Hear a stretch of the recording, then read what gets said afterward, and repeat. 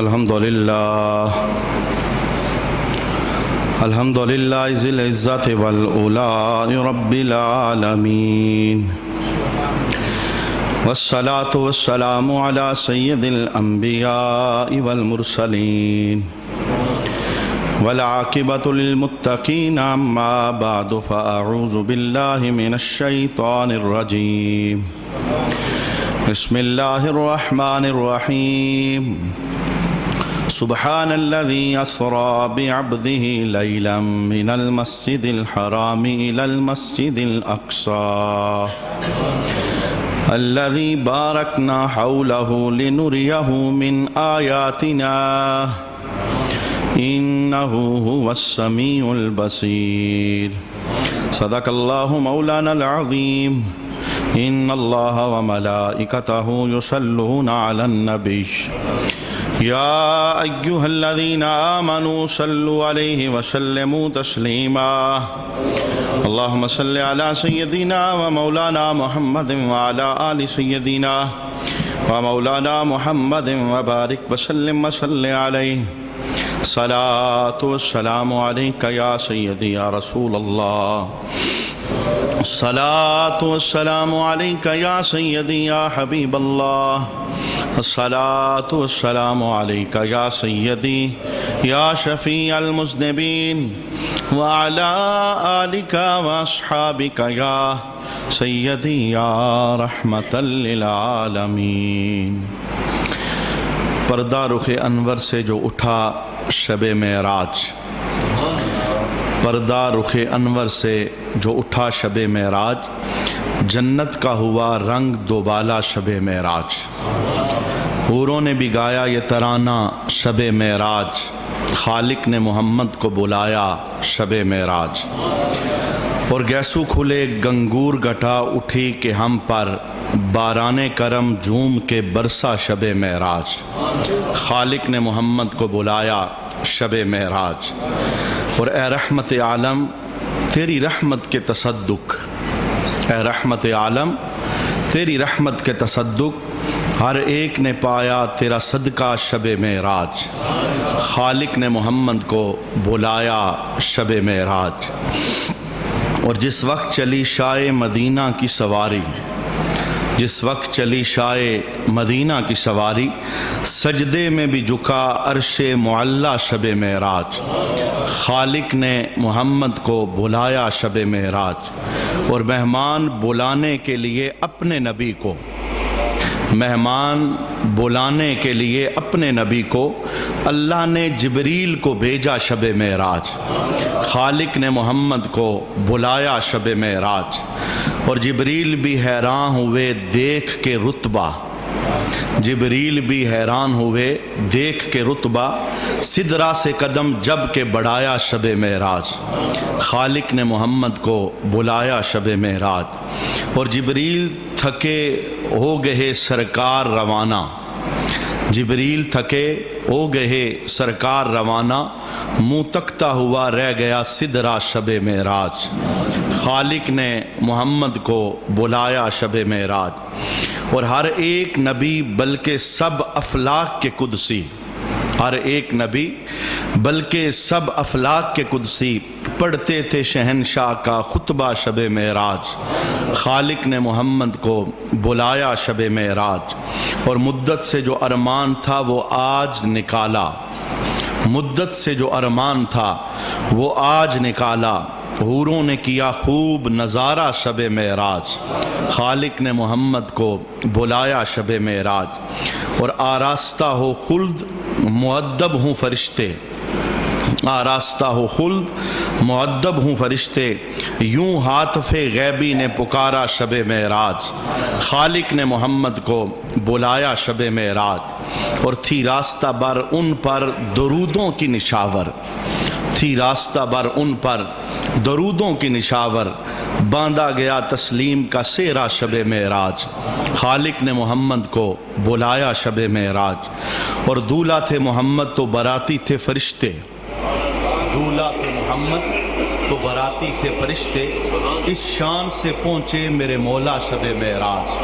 خالق نے محمد کو بلایا شب معراج، اور روشن ہوئے سب ارض و سما نور سے اس کے، روشن ہوئے سب ارض و سما نور سے اس کے، جب مائے عرب عرش پہ چمکا شب معراج۔ خالق نے محمد کو بلایا شب معراج، اور ممکن ہی نہیں عقل دو عالم کی رسائی، ممکن ہی نہیں عقل دو عالم کی رسائی، ایسا دیا اللہ نے رتبہ شب معراج۔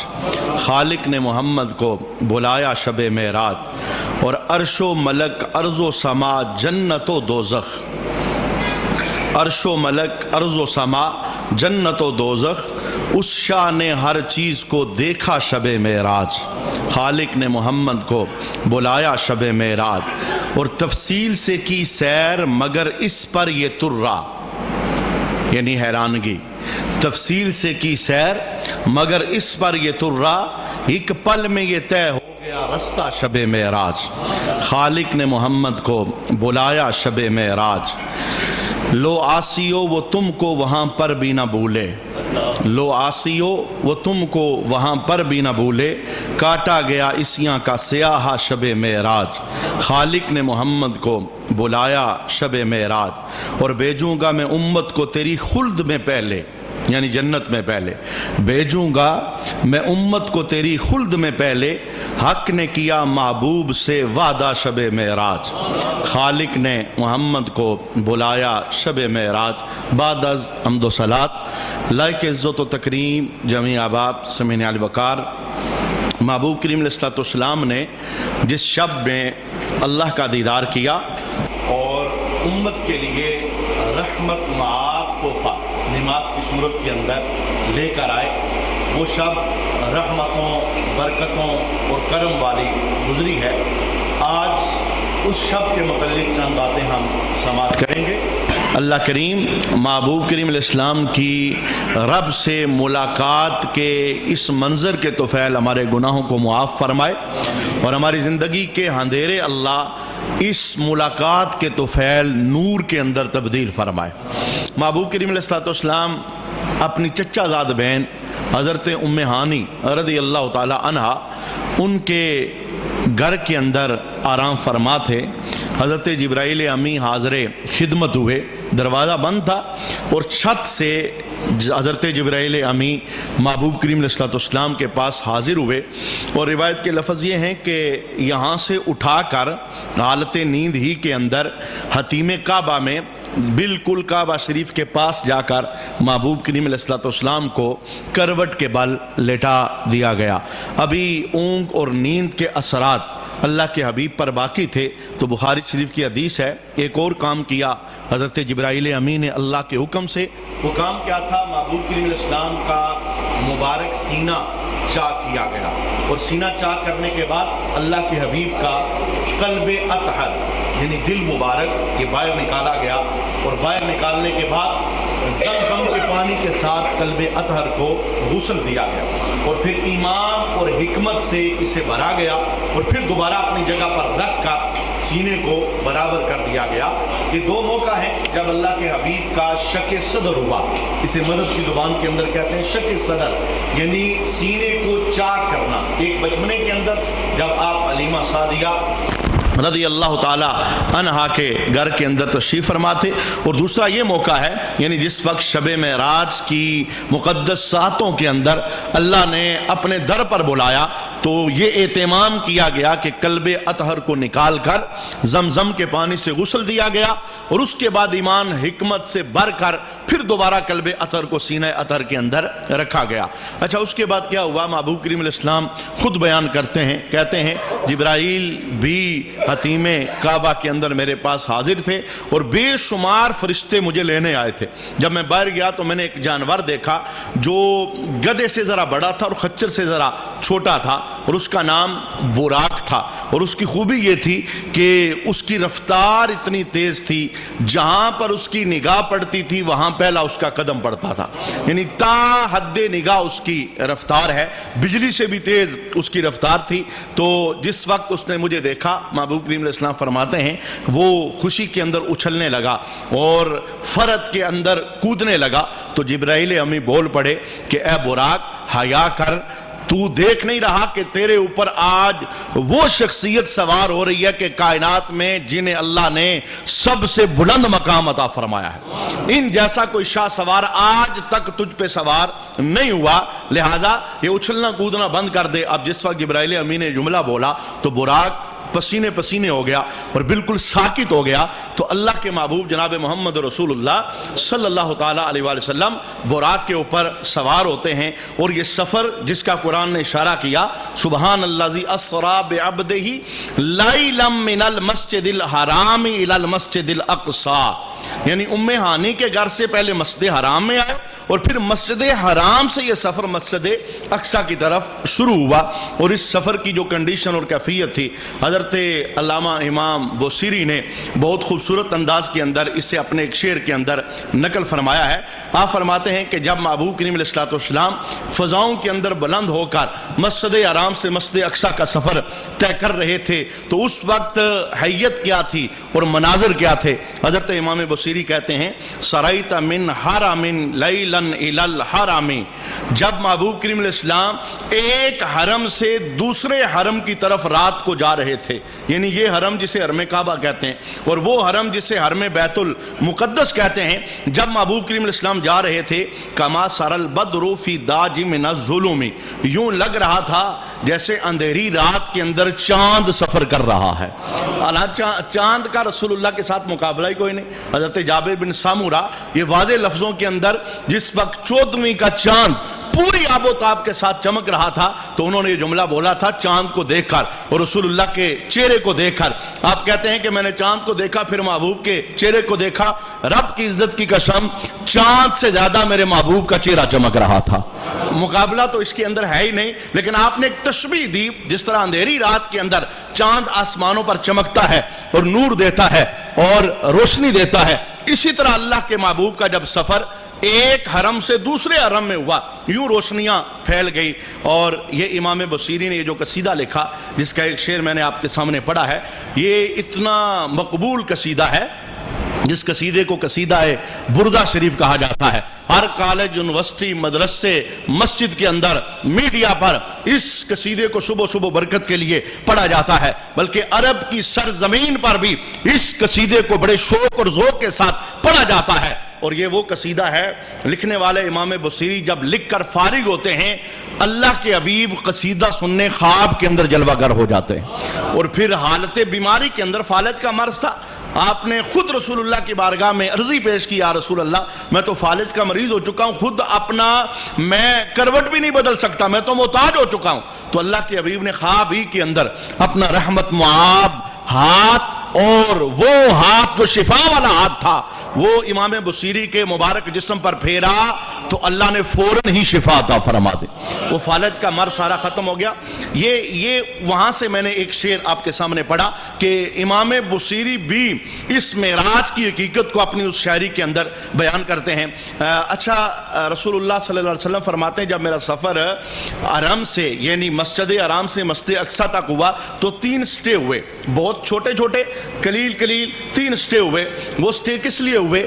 3 جگہوں پر مجھے روکا گیا، یعنی زمین پر اتارا گیا۔ یہ فضائی سفر تھا، یعنی جہاز تو بعد میں بنے ہیں، اس کی ایک تصویر اللہ رب العالمین نے معراج کی شب محبوب کو عطا فرمائی ہے۔ دور حاضر کے اندر سمجھنا کوئی مشکل نہیں کہ اگر بندے کا بنایا ہوا جہاز وہ فضاؤں کے اندر اڑ سکتا ہے اور لاکھوں کلومیٹر اس کی سپیڈ ہو سکتی ہے، تو مجھے بتائیں جس جہاز کو خالق نے بنایا ہو پھر وہ فضا میں کیسے نہیں اڑ سکتا؟ اس کے اڑنے کا انداز اتنا خوبصورت تھا، اتنا خوبصورت تھا، محبوب کریم علیہ السلام فرماتے ہیں مجھے ایک جھٹکا بھی نہیں لگا، اتنا پرسکون وہ سفر تھا، لیکن تیز اتنا سفر تھا۔ اچھا، 3 سٹے ہوئے۔ اللہ کے حبیب خود کہتے ہیں کہ میرا پہلا سٹے مدینہ شریف کے اندر ہوا۔ اس بستی کے پاس مجھے روکا گیا اور روک کر جبرائیل نے کہا کہ آپ یہاں پر 2 نفل پڑھیں، یہ وہ جگہ ہے جہاں آپ ہجرت کر کے آئیں گے اور آپ کا روزہ یہاں پر بنے گا۔ یہاں 2 نفل اللہ کے حبیب نے ادا فرمائے، اور پھر مزید سفر آگے بڑھا تو محبوب کریم علیہ السلام فرماتے ہیں کہ مجھے طور سینا پر روکا گیا۔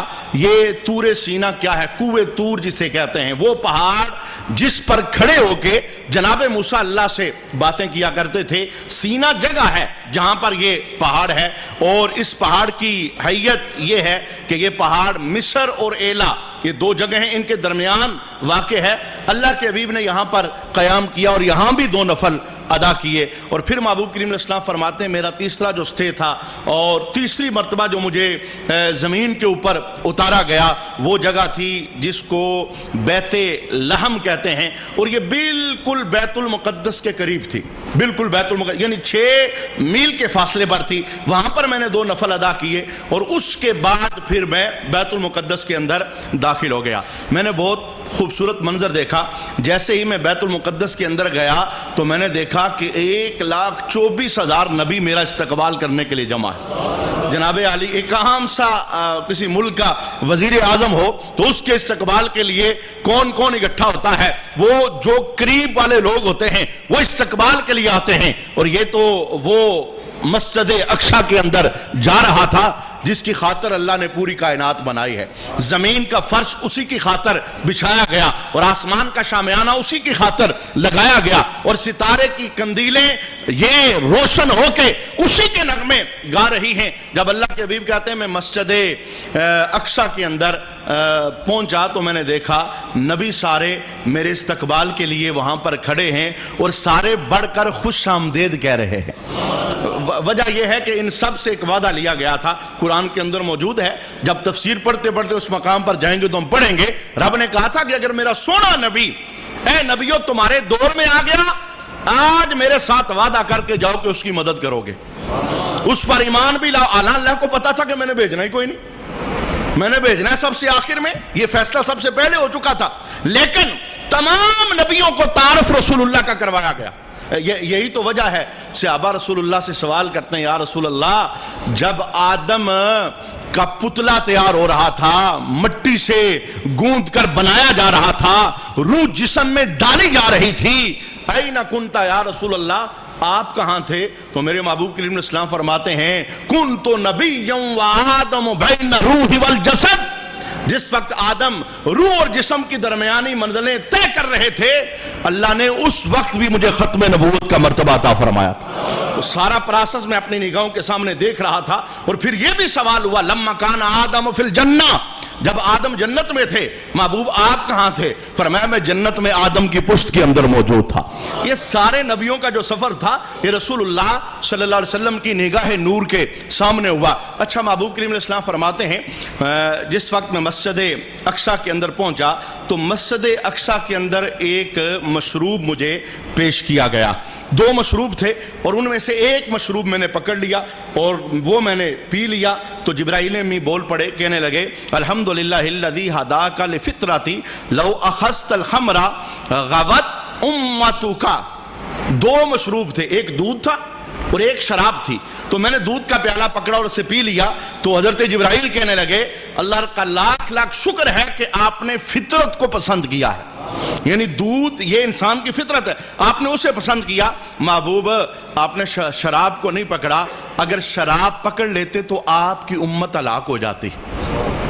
میں یہاں سے ایک اشارہ دینا چاہتا ہوں، محبوب نے تو معراج کی شب شراب نہیں پکڑی، لیکن کلمہ پڑھنے والے بڑے دلہلے سے شراب پکڑتے ہیں، اپنی شادیوں کہتے ہیں یہ شادی ایڈوانس شادی ہے، ہم یورپ کے ساتھ ملنا چاہتے ہیں، ہم اس کلچر کو اپنی زندگی کے اندر نافذ کرنا چاہتے ہیں۔ یاد رکھیے گا، آپ کا ملک بدل جائے، سٹیٹس بدل جائے، آپ کا کرائٹیریا بدل جائے، کسی جگہ بھی چلے جائیں، آپ ہیں تو کلمہ پڑھنے والے نا، آپ ہیں تو مسلمان، آپ کو اپنا بنیاد اور اساسی عقیدہ نہیں بھولنا چاہیے۔ شراب میں کہتا ہوں پیشاب بھی ناپاک ہے، لیکن پیشاب سے زیادہ ناپاک ہے، اور پیشاب سے زیادہ نوست اس کے اندر موجود ہے، ایمان خراب کر دیتی ہے اور انسان کی زندگی کے اندر گناہوں کو یوں داخل کر دیتی ہے جیسے سیلاب آ جاتا ہے، سیلاب آئے نا تو پانی ہر طرف چلا جاتا ہے۔ شراب وجود میں آئے تو ہر گناہ وجود کے اندر آ جاتا ہے۔ اللہ مسلمانوں کے نوجوانوں کو اس زہر سے حفاظت عطا فرمائے۔ بڑا دکھ ہوتا ہے جب پتہ چلتا ہے نا فلاں جگہ شادی ہوئی، بڑا پروگرام سجا ہے،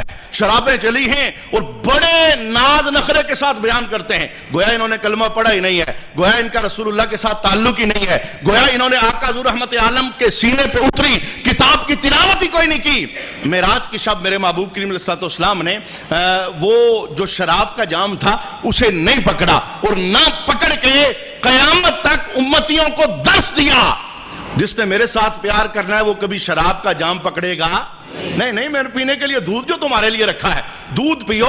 یہ شراب کے جام، وہ شراب جس میں لذت ہے، وہ شراب جس میں نشہ نہیں، وہ شراب جو اللہ رب العالمین نے تیار کرائی ہے جنت کے اندر، جو ادھر اس شراب سے رکے گا اللہ جنت کے اندر وہ رحمت والی شراب اسے عطا فرمائے گا۔ بارکاف جاتے جاتے میں نے ایک سبق پیش کر دیا۔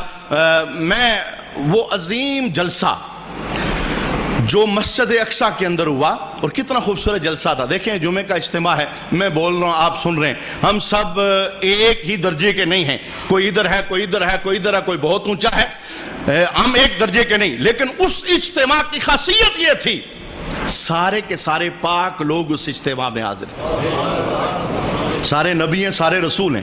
اچھا جس وقت وہ جلسہ ہوا نا تو نماز ہو گئی، نماز میں امامت رسول اللہ صلی اللہ تعالیٰ علیہ وسلم کو دی گئی، ظاہر ہے جو سب سے اعلیٰ ہے امامت کا انتخاب اسی کے لیے کیا جاتا ہے۔ محبوب کریم علیہ السلام نے نماز پڑھائی، نماز پڑھانے کے بعد مختصر سا وہاں پہ جلسہ ہوا، اور اس جلسے کے اندر جو عظیم الشان جلیل القدر انبیاء تھے انہیں دعوت دی گئی کہ آپ آئیں، تھوڑا تھوڑا خطاب کریں، چند جملے بولیں۔ آج اللہ کا بڑا فضل ہوا ہے، اللہ نے ہم سب کو ایک جگہ پر جمع کر دیا ہے، اول سے لے کے آخر تک جتنے کے جتنے نبی ہیں آج اقصیٰ کی مسجد کے اندر جمع ہیں۔ خطاب شروع ہونے لگا، سب سے پہلے خطاب کی دعوت جناب ابراہیم خلیل اللہ کو دی گئی۔ میں ان خطابوں کے اندر ایک جملہ ہے جو میرے دل کو لگا، میں اس جملے کو نکالنا چاہتا ہوں۔ جناب ابراہیم کھڑے ہو گئے، آپ نے کھڑے ہو کے خطاب کیا، خطاب کے ذرا لفظ سماعت کریں، میں وہی لفظ پڑھنا چاہتا ہوں تاکہ آج ہمارے جمعے کے اجتماع کو نسبت ہو جائے اقصیٰ کے اجتماع کے ساتھ۔ چلے یہ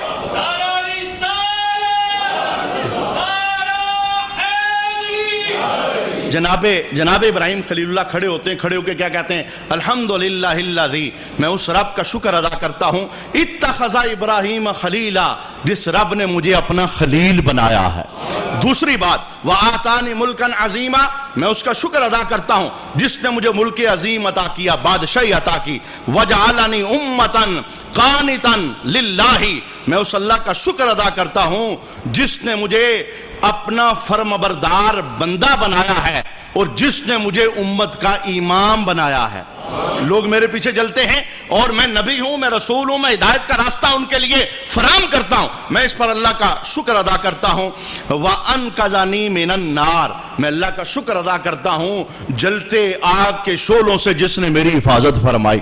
آگ کا کام جلانا تھا، میرے اللہ نے مجھے اس آگ سے بچایا ہے، میں اس کا شکر ادا کرتا ہوں۔ وَجَعَلَهَا عَلَيَّ بَرْدًا وَسَلَامًا، میں اللہ کا شکر ادا کرتا ہوں کہ اللہ نے آگ کو میرے اوپر ٹھنڈا کر دیا۔ جناب ابراہیم کھڑے ہوئے، جو ان پر اللہ کا فضل ہوا تھا انہوں نے بیان کر دیا، میں رب کا خلیل ہوں، مجھے ملک عظیم ملا ہے، میں امام بنا ہوں، میری تابعداری کی جاتی ہے، میں اللہ کا فرمانبردار بندہ ہوں، مجھ پر آگ ٹھنڈی ہوئی ہے، گلزار ہوئی ہے۔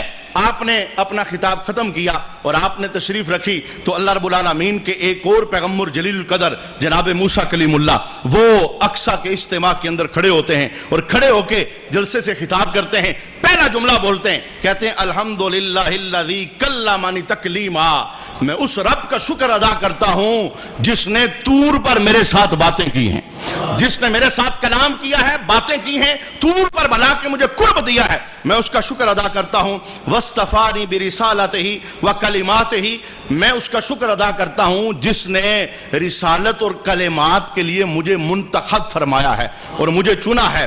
وَقَرَّبَنِي إِلَيْهِ نَجِيًّا وَأَنزَلَ عَلَيَّ التَّوْرَاةَ، اور اللہ نے راز کہنے کے لیے مجھے اپنے قریب کیا۔ یعنی راز و نیاز کی باتیں کرنے کے لیے طور پر رب نے مجھے قریب کیا. میں اس کا شکر ادا کرتا ہوں, میں اس کا شکر ادا کرتا ہوں کہ اس نے مجھ پر تورات کو نازل کیا. وَجَعَلَ هَلَاكَ آلِ فِرْعَوْنَ عَلَى يَدِي, میں اس کا شکر ادا کرتا ہوں جس نے فرعون کو میرے ہاتھوں غرق کیا. اور میں اس کا شکر ادا کرتا ہوں وَنَجَا بَنِي إِسْرَائِيلَ عَلَى يَدِي, جس رب نے بنی اسرائیل کو میرے ہاتھوں پر نجات عطا فرمائی. پیارے موسیٰ کھڑے ہو گئے, آپ نے اپنی ہم کلامی کی بات کی, آپ نے فرعون کے ظلموں سے چھٹکارا دینے کی بات کی, آپ نے بنی اسرائیل کی نجات کی بات کی, آپ نے تورات کے اترنے کی بات کی, آپ نے راز و نیاز کی باتیں کرنے کی بات کی, آپ نے بھی تشریف رکھی. تو پھر ایک تیسرے جلیل القدر نبی اٹھے جن کا نام حضرت داؤد ہے. آپ نے اپنا خطبہ شروع کیا. خطبے کے پہلے لفظ کیا تھے؟ الحمدللہ الذی خولنی ملکا, میں اس اللہ کا شکر ادا کرتا ہوں جس نے مجھے بادشاہی عطا فرمائی, عظیم الشان ملک عطا فرمایا. آپ کی تقریر کا دوسرا لفظ وانزل علی زبور, میں اس کا شکر ادا کرتا ہوں جس نے مجھے زبور کی کتاب عطا فرمائی. وَعَلَانَ الْحَدِيدَ, میں اس کا شکر ادا کرتا ہوں جس نے لوہا میرے ہاتھوں میں نرم کر دیا. باقی لوگ لوہے کو گرم کریں تو موڑتے ہیں, میں لوہے کو ہاتھ رکھوں تو خود بخود مڑ جاتا ہے. یہ آپ کا عظیم الشان ایک معجزہ تھا حضرت داؤد پیغمبر کا. پھر کہتے ہیں وَسَخَّرَ لِيَ الطَّيْرَ وَالْجِبَالَ, میں اس اللہ کا شکر ادا کرتا ہوں جس نے میرے لیے پرندوں اور پہاڑوں کو مسخر کیا. اور پھر کہتے ہیں میں اس اللہ کا شکر ادا کرتا ہوں وَآتَانِيَ الْحِکْمَةَ, جس نے مجھے حکمت عطا کی. وَفَصْلَ الْخِطَابِ, جس نے مجھے حق اور باطل میں فرق کرنے والا خطاب عطا فرمایا. میں فیصلہ کرتا ہوں تو بالکل حق پر فیصلہ کرتا ہوں, حق باطل کو میں جدا کر کے رکھ دیتا ہوں. جناب داؤد پیغمبر نے بھی خوبصورت تقریر کی, اور آپ نے جس وقت تشریف رکھی تو ایک اور جلیل القدر نبی جناب سلیمان پیغمبر آپ اپنی جگہ پہ کھڑے ہو کے خطبہ دیتے ہیں. کہتے ہیں الحمدللہ الذی سخر لی الریاح, میں اس اللہ کا شکر ادا کرتا ہوں جس نے مجھے ہواؤں پہ حکومت عطا فرمائی. میں ہواؤں کے ذریعے جہاں جانا چاہوں چلا جاتا ہوں, کسی کو بھیجنا چاہوں میں بھجوا دیتا ہوں. میں اس اللہ کا شکر ادا کرتا ہوں. والجن والانس, جس نے جنوں پر مجھے حکومت عطا فرمائی, جن میرے تابدار ہیں. جس نے انسانوں پر مجھے حکومت عطا فرمائی, انسان میرے تابدار ہیں. پھر کہتے ہیں یا مالونا ما شاتو من محاربی و تماثیل وعلمنی منطق الطیر, میں اس اللہ کا شکر ادا کرتا ہوں جس رب نے مجھے جنوں سے کام لینے کا گر عطا فرمایا. میں ان سے عمارتیں بنواتا ہوں, میں ان سے تصاویر بنواتا ہوں. اور پھر میں اللہ کا شکر ادا کرتا ہوں جس اللہ نے مجھے پرندوں کی بولیاں عطا فرمائی. پرندے بولتے ہیں تو میں سمجھ جاتا ہوں کہ کیا بول رہے ہیں. ہر شے کا اللہ نے مجھے علم عطا فرمایا. آپ نے بھی اس خوبصورت پیغام کو دیا, اور دینے کے بعد آپ نے جب تشریف رکھی تو جناب عیسیٰ پیغمبر کھڑے ہو گئے, اور کھڑے ہو کے کہتے ہیں الحمدللہ الذی علمنی التوراۃ والانجیل, میں اس اللہ کا شکر ادا کرتا ہوں جس نے مجھے تورات سکھائی اور انجیل سکھائی. اور ساتھ وجعلنی ابرئ الاکمہ والابرص, جس نے میرے ہاتھ سے کوڑ کے مریض کو, جو مادرزاد اندھا تھا اس کو اللہ نے شفا عطا فرمائی. میں ہاتھ رکھتا تھا, اندھا شفا یاب ہو جاتا تھا. کوڑی کا مرض میرے پاس کوئی لے کر آتا, میں ہاتھ پھیرتا تھا, اللہ اسے شفا دیتا تھا. وَأُخْشِيَ الْمَوْتَ بِإِذْنِهِ, اللہ اپنے اذن کے ساتھ میرے ہاتھ پر مردوں کو زندہ فرما دیتا تھا. میں اس کا شکر ادا کرتا ہوں. وَرَفَعَنِي, میں اس کا شکر ادا کرتا ہوں اس نے مجھے آسمانوں کی طرف اٹھا لیا ہے. اس وقت جناب عیسیٰ زندہ ہیں آسمانوں پر, اس کا تذکرہ کر رہے ہیں. وَطَّهَّرَنِي مِنَ الَّذِينَ كَفَرُوا, اور میں اللہ کا شکر ادا کرتا ہوں جس نے کافروں سے مجھے جدا کر دیا, پاک کر دیا, دور کر دیا. جو مجھے مارنا چاہتے تھے, شہید کرنا چاہتے تھے, ان سے جدا کر کے رب مجھے آسمانوں پر لے گیا. وَأَعَاذَنِي وَأُمِّي مِنَ الشَّيْطَانِ الرَّجِيمِ, اور میں اس اللہ کا شکر ادا کرتا ہوں جس نے مجھے اور میری ماں کو شیطان کے عملوں سے حفاظت عطا فرمائی. اچھا, جناب عیسیٰ پیغمبر نے خطبہ دیا تو آخر کے اندر جو زیر صدارت جس کے جلسہ ہو رہا تھا, یعنی اللہ کے حبیب کو خطاب کی دعوت دی گئی. حضرت جبرائیل امین نے کہا, میں بلکہ یوں کہوں گا سین حرم کو اپنی بہاروں پہ ناز تھا, وہ آ گئے تو ساری بہاروں پہ چھا گئے. خطبے بڑے عظیم الشان ہیں جو اس سے پہلے ہو چکے ہیں, لیکن رسول اللہ نے جو خطبہ دیا اس خطبے کو ذرا سنیے. آج امتی کے پاس وقت ہی نہیں ہے کہ وہ حضور پہ درود پڑھ سکے، اس کے پاس وقت ہی نہیں ہے کہ پنجگانہ نماز پڑھ کے رسول اللہ کی آنکھوں کو ٹھنڈا کر سکے، اس کے پاس وقت ہی نہیں ہے، وہ بہت مصروف ہے۔ لیکن سنیے، اقصیٰ کی مسجد کے اندر جناب ابراہیم بولے ہیں، جناب داؤد بولے ہیں، جناب موسیٰ بولے ہیں، جناب عیسیٰ بولے ہیں، جناب سلیمان بولے ہیں، کسی نے اپنی امت کا نام تک نہیں لیا۔ خطبے میں نے لفظ آپ کو سنائے ہیں۔ سنیے میرے محبوب کی تقریر کا جو پہلا جملہ تھا وہ کیا تھا۔ اللہ کے حبیب اپنا خطاب شروع کرتے ہیں اور خطاب شروع کرنے کے بعد یہ جملہ بولتے ہیں، کہتے ہیں اے عظیم الشان پیغمبر و رسولو، تم نے اپنے رب کی تعریف کی ہے، اب میں اپنے رب کی تعریف کرنے لگا ہوں۔ رب تو ایک ہی تھا، ان کا رب اور ان کا رب تو ایک ہی تھا، لیکن معنی کیا تھا؟ تمہارا انداز اپنا ہے اور میرا انداز اپنا ہے۔ پہلی تقریر کا پہلا جملہ کیا تھا؟ الحمدللہ الذی ارسلنی رحمتا للعالمین۔ میں اس اللہ کا شکر ادا کرتا ہوں جس نے مجھے جہانوں کے لیے رحمت بنا کے بھیجا ہے۔ غم میری امت کا ہوتا ہے، آنسو میرے نکلتے ہیں، درد میری امت کا ہوتا ہے، رات غار میں جا کے میں روتا ہوں، عذاب میری امت کا ہوتا ہے، دعائیں کر کر کے رب کے دربار سے میں بخشاتا ہوں۔ میں اس اللہ کا شکر ادا کرتا ہوں جس رب نے میرے سینے کے اندر امت کی محبت کو پیدا فرمایا۔ میں رحمت یہ دیکھیے نا، جب یہ سفر ختم ہوا اور اگلا سفر شروع ہوا، محبوب اللہ کے دربار میں پہنچے، رب نے پوچھا پیارے یار کے پاس آئے تو تحفہ لے کے آتا ہے، بتا کیا لے کے آیا ہے؟ تو میرے محبوب نے پتہ کیا کہا تھا؟ وہ نرم دل، وہ امت سے پیار کرنے والے، وہ امت کی خاطر راتوں کو غاروں کو قبرستانوں میں جا کے رونے والے، رب کے دربار میں کیا کہتے ہیں؟ مولا دو چیزیں لایا ہوں، ایک اپنی عاجزی اور دوسرا گناہگار امت لے کے آیا ہوں۔ امت کا تذکرہ، امت کی وکالت، امت کا نام۔ اچھا، تقریر کا پہلا جملہ یہ ہے، تقریر کا دوسرا جملہ کیا ہے؟ وَجَعَلَ أُمَّتِي خَيْرَ أُمَّةٍ أُخْرِجَتْ لِلنَّاسِ۔ میں اس اللہ کا شکر ادا کرتا ہوں، جتنی بھی امتیں اس نے بھیجی سب سے زیادہ شان والی اللہ نے مجھ محمد کو امت عطا فرمائی۔